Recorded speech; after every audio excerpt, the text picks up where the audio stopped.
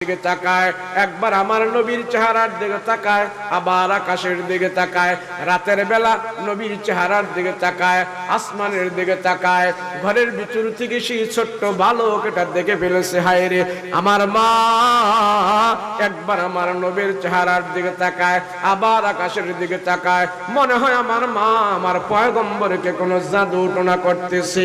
এমন ভাবে আকাশের দিকে তাকায় আর আমার রাসূলের চেহারার দিকে তাকায়। কারণটা কি?